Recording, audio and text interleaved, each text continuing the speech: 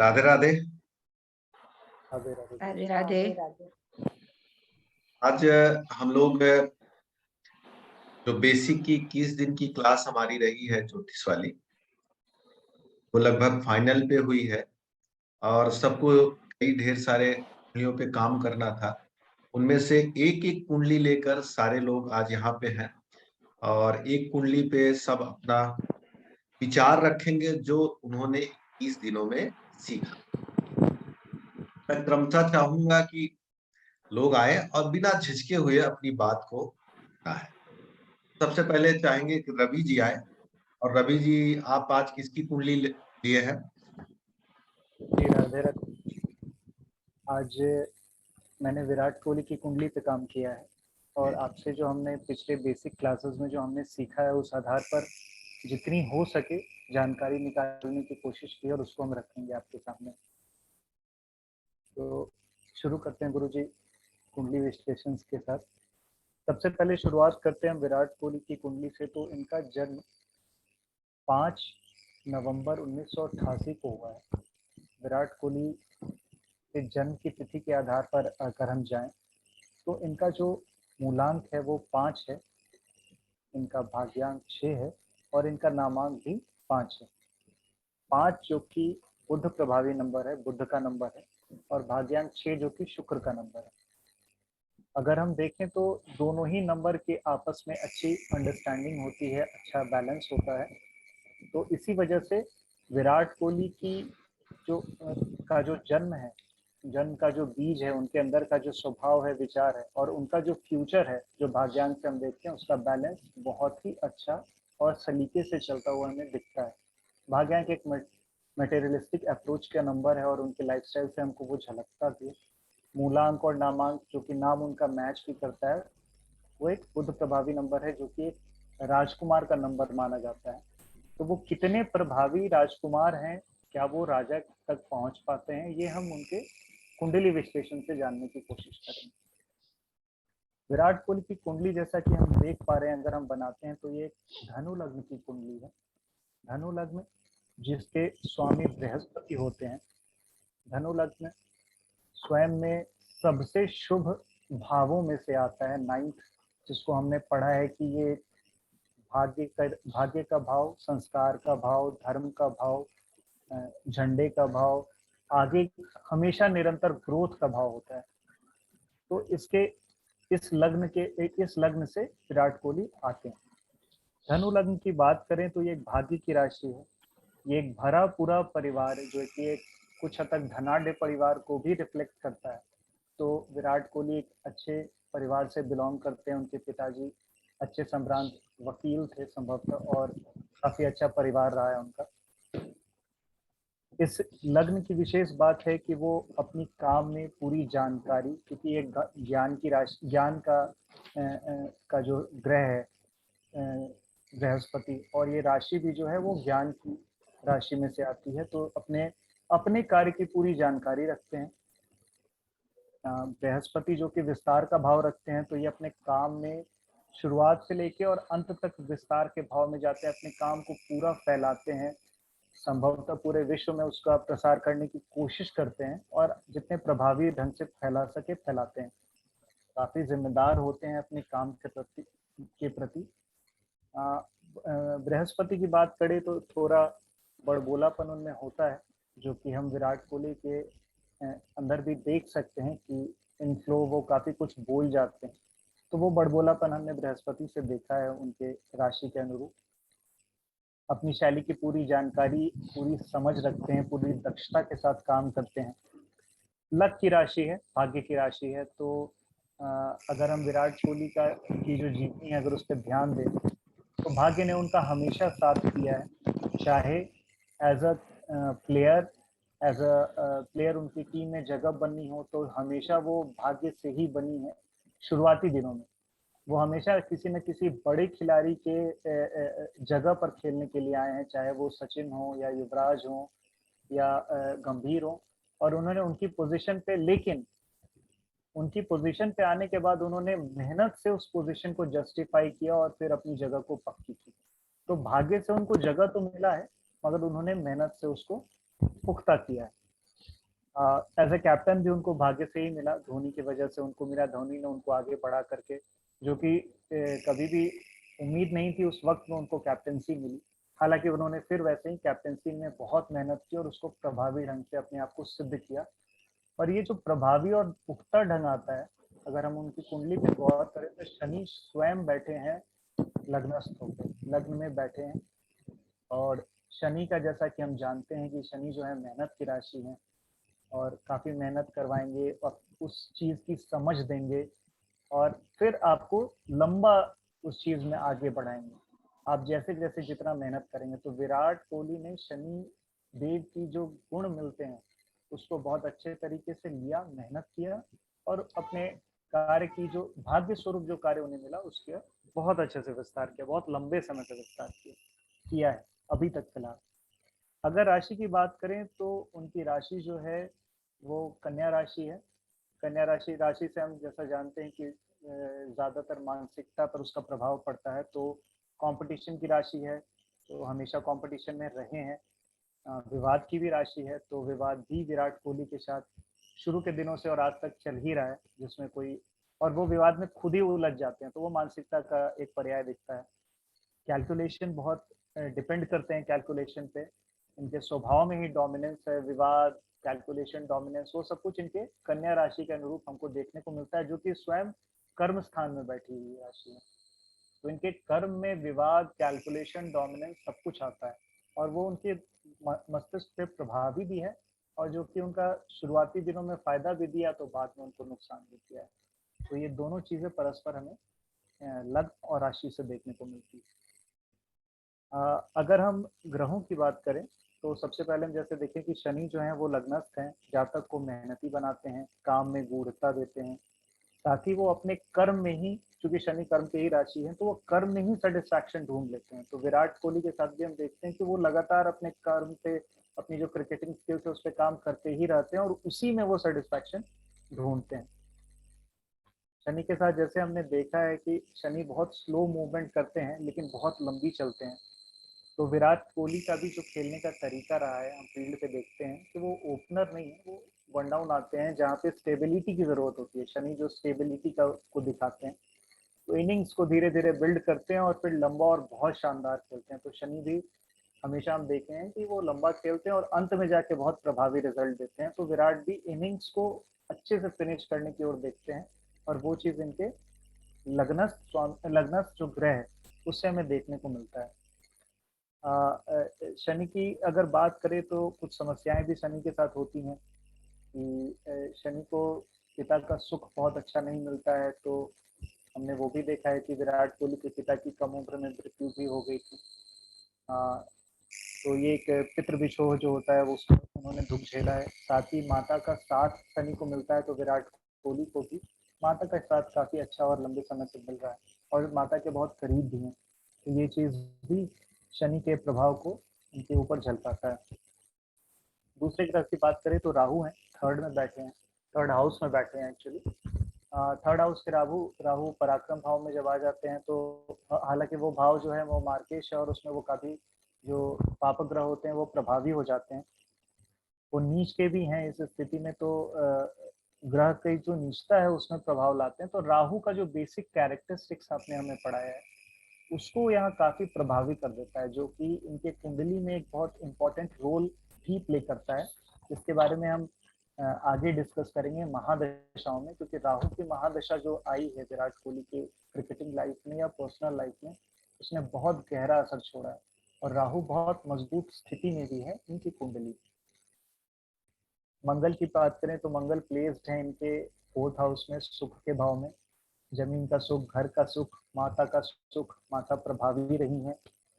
इनकी दृष्टि भी कर्म के ऊपर है, और काफी मेहनत, एग्रेसिव अप्रोच रखते हैं अपना कर्म पर, वो भी इसमें झलकता है। सदैव जुझाड़ू रहते हैं। तो मंगल जो कि सेनापति हैं और साथ ही जमीन का, वाहन का, घर का सुख भी देते हैं। तो मंगल का प्लेसमेंट इनके सारे सुखों को, इनके कर्म को अच्छे से जस्टिफाई करता है। गुरु सिक्स हाउस में है, लग्नेश है। हालांकि वो त्रिक भाव में है, जैसा कि हम जानते हैं 6 8 12 का जो भाव होता है वो त्रिक होता है। अगर लग्नेश है तो मजबूत है कुंडली में, जिसका प्रभाव हमें देखने को मिलता है कि विराट कोहली जो है, चूंकि कंपटीशन का 6th हाउस जो है कंपटीशन का भाव रहता है, तो कंपटीशन में तो रहे हैं, लेकिन गुरु जो कि भाग्य के भी स्वामी हैं, तो उन्होंने कंपटीशन में सदा उनका भाग्य ने उनका साथ दिया है। वो भाग्य के के बदौलत आगे बढ़े हैं और फिर मेहनत से उसको अच्छे से पाया है उन चीजों को। दुश्मनों से अच्छा व्यवहार भी रखते हैं गुरु जो है, अच्छे संस्कारों वाले हैं, तो भले ही वो उनके शत्रु खेल में के क्षेत्र में हो या दूसरे क्षेत्रों में, मगर शत्रुओं से उनका व्यवहार अच्छा ही रहता है, जैसा भी रहा हो।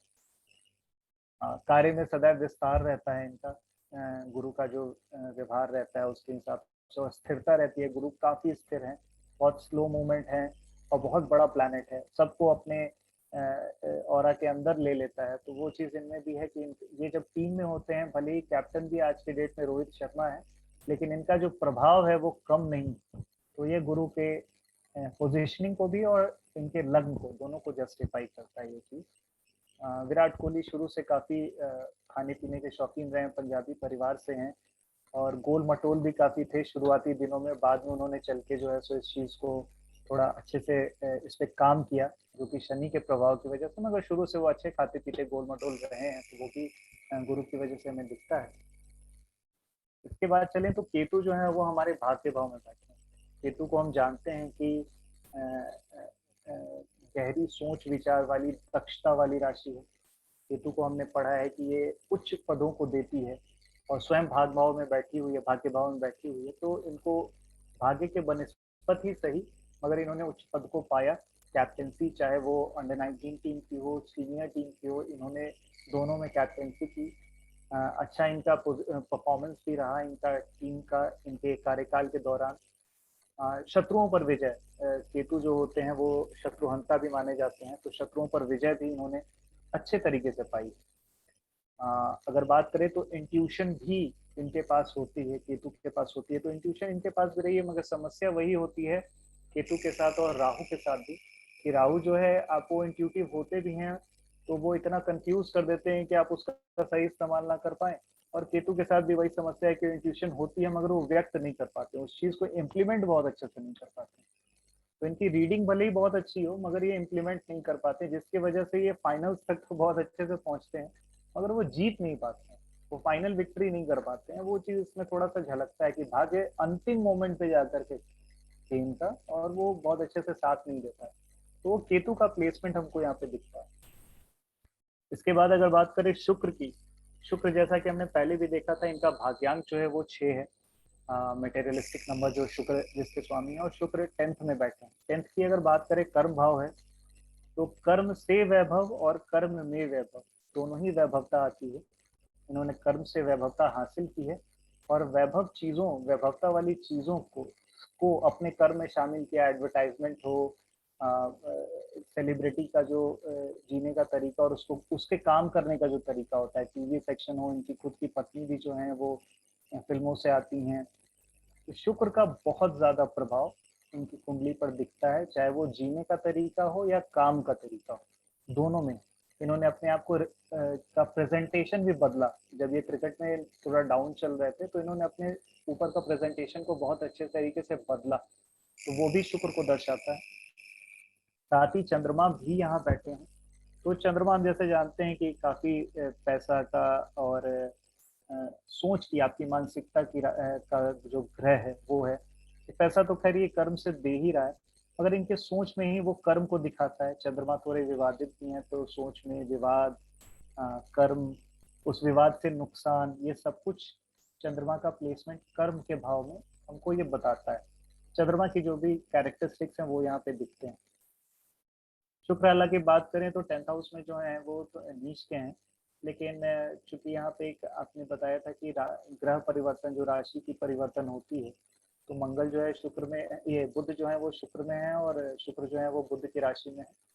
तो यहाँ पे भंग हो रहा है, और जब भंग होता है तो वो अपने इफेक्ट को और थोड़ा ज्यादा बढ़ा देता है, तो वो इफेक्ट यहाँ पे बढ़ता हुआ इनका दिखता है। ये चीजें हमको इनके ग्रहों के पोजीशन से देखने को मिलती है। अब आते हैं सूर्य पर। भाव में है, इच्छा पूर्ति के भाव में है, पोजीशन तो बहुत अच्छा है सूर्य के लिए, जैसा कि आपने पढ़ा है कि 3rd हाउस, 10th हाउस, लग्न, 11th हाउस, 9th हाउस, तो 11th में है, अच्छी पोजीशन में है। लेकिन समस्या वही है कि यहाँ पे सूर्य जो है वो नीच के, तो इच्छा पूर्ति के भाव में जरूर है, अपना प्रभाव देते हैं कि उनको एक अच्छा पोजीशन देंगे, उनको फेम देंगे, उनको लीडरशिप देंगे। लेकिन समस्या वही है कि इन सब चीजों में नीचस्थ सूर्य होने के कारण वो एक नेगेटिव फैक्टर भी आ जाएगा कि पोजीशन देंगे तो वहां विवाद देंगे, फेम देंगे तो फिर वो एक समय आने पे डिफेम भी करेंगे, वो कंटिन्यू नहीं रहेगा वो चीज। लाइफ पार्टनर भी, चूंकि 7th जो है वो लाइफ पार्टनर की राशि है, तो लाइफ पार्टनर भी इनको फेम वाला मिलेगा। लेकिन कई जगहों पे देखने को मिलेगा कि लाइफ पार्टनर इनके ऊपर ही ज्यादा प्रभावी हो रहा है, जो कि हमको देखने को भी मिलता है। नीच का सूर्य जो है, जैसा कि आपने पढ़ाया है कि थोड़ा झगड़ालू हो जाता है, गुस्सैल स्वभाव का हो जाता है, विवादों में उलझता है, तो ये चीजें इनमें है। ये काफी गुस्सैल हैं, उनका फील्ड पे अप्रोच भी दिखता है, हालांकि वो अंदर से वैसे नहीं है, लेकिन वो उनकी वाणी में आ जाता है, क्योंकि वो हाउस डिस्टर्ब है और 11th हाउस, और वहाँ पे बुध की भी प्लेसमेंट है। तो बुध जब स्वयं डिस्टर्ब हाउस में आ जाते हैं तो वो चीज उनकी वाणी पे जो है सो असर दिखाने लगता है, तो डिस्टर्बेंस आ जाती है, उनके पराक्रम में दिखने लगता है, उनके जो वर्क स्किल है, कैलकुलेशन है, तो कैलकुलेशन करेंगे लेकिन इम्प्लीमेंट नहीं कर पाएंगे, डिस्टर्ब हो जाएंगे, वो चीजें भी जो है यहाँ पे देखने को मिलती है बुध के एक डिस्टर्ब हाउस में होने की वजह से। तो ये हमने इसमें एक ग्रहों का प्लेसमेंट देखा।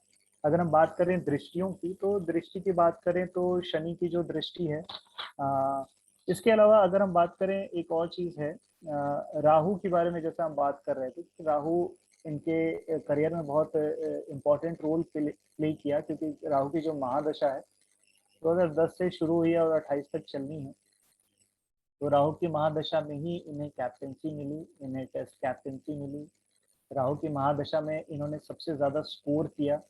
राहु की महादशा में इनकी शादी हुई, इनकी बच्ची हुई। बच्ची को भी अगर हम देखना चाहें तो सूर्य की दृष्टि, अभी उस पर हम चर्चा करेंगे।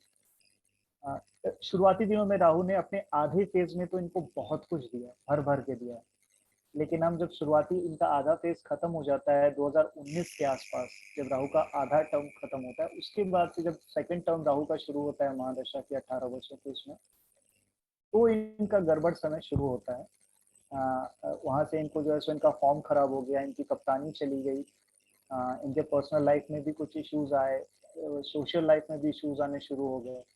लेकिन फिर वहीं पे शनि का प्रभाव हमें दिखता है कि शनि की जो गूढ़ता है, जो समझ है चीजों की, जो परख है, जब आपने बताया कि वो परख लेता है समय काल परिस्थिति को, शनि ने परखा उस चीज को अपने अंदर, वो जो एक इनकी गंभीरता में कमी आई थी, उन्होंने उस पर काम किया, ये एकांत में गए, प्रैक्टिस किया, फिर फॉर्म को हासिल किया, अभी इनकी सोशल लाइफ भी काफी मजबूत हो गई है। तो 3-4 साल के डिस्टर्बेंस के बाद उन्होंने इसे अपने प्रभाव से, अपने काम से उसको वापस से हासिल किया। तो ये चीजें दिखती हैं।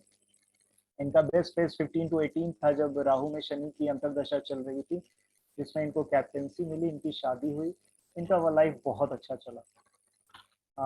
अगर दृष्टि की बात करें गुरुजी, तो दृष्टि में हम देखें शनि जो फर्स्ट हाउस में है, उनका 3rd पे दृष्टि पड़ रही है, जो कि पराक्रम का भाव है। तो इनको काफी पराक्रम है, और पराक्रम में इनकी स्थिरता है, गूढ़ता है, सब कुछ है। तो और राहु भी वहाँ प्लेस है, तो शनि की दृष्टि ने उसको मजबूत किया है। अगर बात करें, क्योंकि तीसरी दृष्टि में वो ध्यान देते हैं उन चीजों पर, तो ग्रह पे भी, भाव पे भी, सब कुछ पे ध्यान है। उनकी खुद की इच्छा पूर्ति की राशि भी है पराक्रम के भाव में, तो अपनी इच्छा पूर्ति से अपने पराक्रम को जो है सो मजबूत करेंगे। 7th में जो है शनि की दृष्टि पड़ रही है पार्टनर के ऊपर, तो फिलहाल तो पार्टनर से ऐसा कुछ विवाद नहीं दिख रहा है, लेकिन हाँ पार्टनर का सुख में तो कमी जरूर दिखती है, क्योंकि दोनों अपने अपने वर्क फ्रंट पे काम कर रहे हैं, तो दूरी तो काफी होगी ही पर्सनल लाइफ में। लेकिन उन्होंने अच्छे से उसको गंभीरता से, सहजता से, बहुत ही अच्छे तरीके से मेंटेन किया है। तो शनि बहुत अच्छी समझ देते हैं। अभी तक तो काफी अच्छा चल रहा है और भगवान की दया से आगे भी बहुत अच्छा चलेगा। 10th दृष्टि जो है वो कर्म पे है, तो इनकी कर्म में शनि की प्रधानता में दिखती है, और कर्म से शुक्र की प्लेसमेंट है, तो वो उन्हें अच्छी जिंदगी भी देते हैं। बात करें राहु की, तो राहु की 5th पे दृष्टि है पार्टनर पे, कर्म दशा पे, सॉरी, राहु की जो दृष्टि है 5th दृष्टि जो है वो आपको पार्टनर पे आती है, जो कि उनके पार्टनर को फिल्म इंडस्ट्री से जोड़ने का एक भाव दिखाती है। राहु की बात करें अगर 7th दृष्टि की, तो वो जो है वो इनके भाग्य भाव पे आती है, जो कि इनके भाग्य भाव में उथल पुथल का जो है वो एक रिफ्लेक्ट करती है इस चीज को, जो कि हम देखते भी हैं कि भाग्य भाव में थोड़ी डिस्टर्बेंस उनकी चलते रहती है, काम होते होते बिगड़ना, ऐसा हम देखते हैं। 9th जो है वो इच्छा पूर्ति की दृष्टि जो है, 9th दृष्टि जो है वो इच्छा पूर्ति के भाव पे जा रही है। उसमें भी डिस्टर्बेंस हमें दिखती है कि इनकी चीजें अच्छी बनती भी हैं और फिर बिगड़ती भी आगे चल के। मंगल की भी दृष्टि इनके ऊपर है। मंगल की दृष्टि तो काफी हालांकि अच्छी है, पार्टनर पे पड़ रही है तो कर्म को प्रभावी बनाती है, पार्टनर इनका काम करने वाला होगा, तो वो हम देख सकते हैं। मंगल की 7वीं दृष्टि जो है वो कर्म भाव पे पड़ रही है, तो कर्म में प्रधानता दिखती है, एग्रेसिव अप्रोच दिखता है। 8वीं जो है वो इच्छा पूर्ति पे आती है, वो भी इनके मेहनत के बदौलत इच्छा पूर्ति है। केतु की देखें तो वो 9वीं दृष्टि जो है वो 5th हाउस पे जा रही है। 5th हाउस जो कि संतान की का भाव है, और केतु जो है वो संतान के भाव पे 9वीं दृष्टि अच्छी नहीं मानी जाती है, तो हम देख सकते हैं कि संभवतः इनके संतान में कुछ समस्या आई होगी, या इनका संतान जो है, हालांकि पहला जो मेष राशि है जिसमें सूर्य उच्च का होता है, तो वो भाव जो है पुत्र भाव को दिखाता है थोड़ा, कि अगर फर्स्ट राशि अगर 5th में संतान भाव में मौजूद है, मगर सूर्य भी नीच के हैं और केतु की दृष्टि पड़ रही है, तो इनकी पहली संतान की संभावना एक लड़की के होने की ज्यादा बनती है, तो वो उनकी संतान पहली जो है वो लड़की है, ये भी इस चीज को दिखाता है। शुक्र का तो अगर हम देखें तो 7th दृष्टि जो है वो सुख भाव पे जा रही है, तो सुख की कोई कमी नहीं है, माँ, भवन, वैभव, गाड़ी, सबका सुख इनके पास है। सूर्य की बात करें तो सूर्य की दृष्टि जो है 7वीं दृष्टि 5वें हाउस पे जा रही है, जहाँ सूर्य खुद उच्च के होते हैं। तो केतु की दृष्टि भले ही संतान को नुकसान पहुंचाने की दिखा रही है, मगर सूर्य की दृष्टि नुकसान तो नहीं होने देती संतान की, मगर पुत्र प्राप्ति की ओर नहीं ले जाती। रह गई बात विराट कोहली के आने वाले भविष्य की अगर करें, तो आने वाला भी जो समय है उनका, वो जो दशाएं हैं, जैसे राहु की जो अभी दशा 28 तक इनकी चलनी है, उसमें जो इनकी अंतरदशाएं हैं, वो अंतरदशाएं बहुत अच्छी नहीं है। तो आने वाला वक्त जो इनका अगले 4 साल का, वो डिस्टर्ब तो बहुत जाने वाला है। हाँ, लेकिन लास्ट में इनका मंगल पड़ा है, तो वो धीरे धीरे जाते जाते थोड़ा भले ही सुधर जाए, सुख की ओर आ जाए, लेकिन आने वाला 4 साल अभी इनका करियर में बहुत अच्छा नहीं जाने वाला है, ऊपर नीचे रहेंगे, हालांकि इन्होंने चीजों को संभाल लिया। धन्यवाद। बहुत अच्छा रवि जी। रवि जी, एक चीज थोड़ा सा इसमें छूटा है, मैं उसको और आगे बढ़ा देना चाहूँ। भाग्य का मालिक सूर्य नीच का है, और जिस हाउस में बैठा है उसका स्वामी भी नीच का है, तो कहीं न कहीं से सूर्य की नीचता इस कारण से भी भंग होती अच्छा, जी जी जी, है, बिल्कुल जो बिल्कुल। इनके, इसीलिए कम आयु में, बहुत छोटी आयु में इन्होंने विश्व के स्तर पे अपना नाम बनाया, सूर्य की तरह चमके। हाँ, सूर्य की प्रबलता थोड़ी एरोगेंसी ले आती है, आत्मविश्वास कभी कभी ओवर कॉन्फिडेंस में चेंज होने लगता है, कुछ इस तरह की स्थिति भी इनके अंदर देखी जा जी सकती जी है, लेकिन इनका सूर्य बड़ा प्रबल है। हाँ, राहु थर्ड हाउस में बैठा है, थर्ड हाउस को पब्लिक कन्वर्सेशन, थर्ड हाउस को मीडिया, हाथ का कौशल कहा जाता है। तो वहां 11 नंबर की राशि में राहु है, शनि के घर में है, तो कहीं न कहीं से राहु इनके हाथ के कौशल को भी अर्न का कारण बना रहा है। बैट्समैन का तो हाथ सबसे महत्वपूर्ण होता है, जी और वो सडन चीजों को बड़ा कर देता है। जी। तो 3 चीजें इनकी कुंडली में बहुत अच्छी थी। आपने बहुत अच्छा होमवर्क किया और बहुत अच्छे से आपने चीजों को रखा। मैं आशा करता हूँ इसी तरह से आप मेहनत करते रहेंगे।